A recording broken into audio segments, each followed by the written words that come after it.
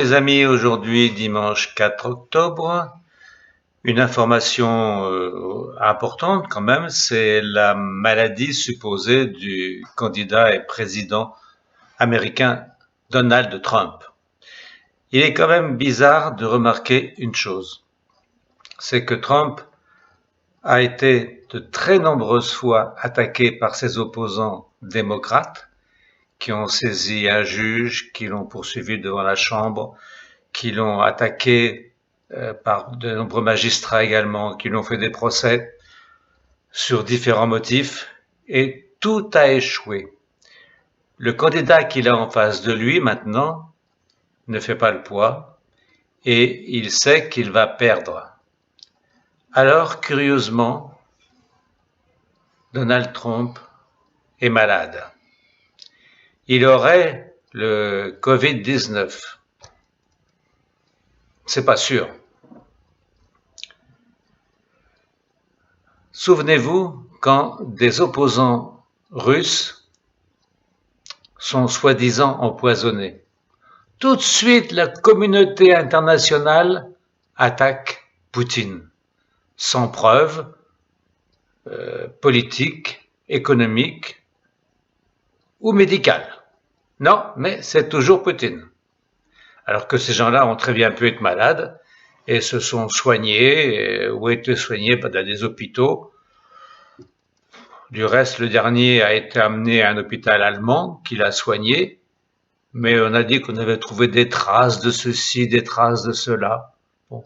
Croyez-vous que si les Russes voulaient se débarrasser d'un opposant, ils rateraient leur coup, car les services secrets russes sont extrêmement forts, extrêmement puissants, extrêmement compétents. Donc s'ils veulent liquider quelqu'un, ils n'auront pas de problème. Revenons à Donald Trump. C'est quand même très curieux, comme je disais, que cette campagne présidentielle est sur le point de se terminer. Dans les sondages, il est en tête, et donc son adversaire est en déconfiture. Alors, bien sûr, il a pu attraper le Covid comme d'autres personnes, mais sachant que c'est une maladie quand même qui est relativement bénigne dans de nombreux cas, je ne dis pas dans tout, mais dans de nombreux cas, hein, on peut quand même se poser la question de savoir s'il n'y a pas une manœuvre des démocrates qui veulent, comme nous le savons, instaurer à tout prix le nouvel ordre mondial. Et quel est l'obstacle à cela? Eh bien, c'est Trump, car Trump est contre, tout comme est contre la Chine et les pays arabes, et les pays africains également. Donc, Trump se trouvait dans une opposition où il avait contre lui toutes les forces du mal, si on peut dire, et il avait beaucoup de mal à lutter contre tout ça.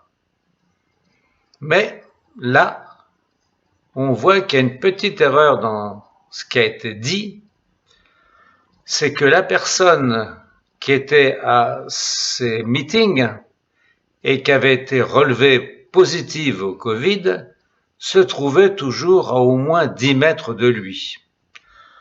Alors, quand on nous parle de distanciation, 10 mètres, c'est quand même pas mal. Elle n'a jamais été plus près de lui. D'autre part, il y a une autre personne qui travaille avec lui dans son cabinet, qui a été déclarée positive au Covid. Mais bon, c'est comme une secrétaire, ils ont toujours une certaine distance l'un envers l'autre. Alors que on ait approché quelqu'un de lui rapidement et qui lui aurait éternué à la figure, ou qu'on lui aurait mis d'une manière ou d'une autre le virus à proximité, qu'on l'aurait même pulvérisé, ça serait pas étonnant. Posez-vous la question et vous verrez que dans le fond, dans cette histoire qui paraît simple, qui paraît être une simple infection virale, et peut-être toute autre chose, car ça survient à un moment clé, à un moment décisif, où les démocrates qui attendent qu'une chose, c'est de foutre par terre les républicains pour prendre le pouvoir et mettre en place le nouvel ordre mondial et économique, Trump est toujours vivant et toujours là. Tout ce qu'ils ont pu faire pour le démolir, rien n'a marché. Alors, quand on n'arrive pas à chasser le fauve, on l'abat. Bonne soirée.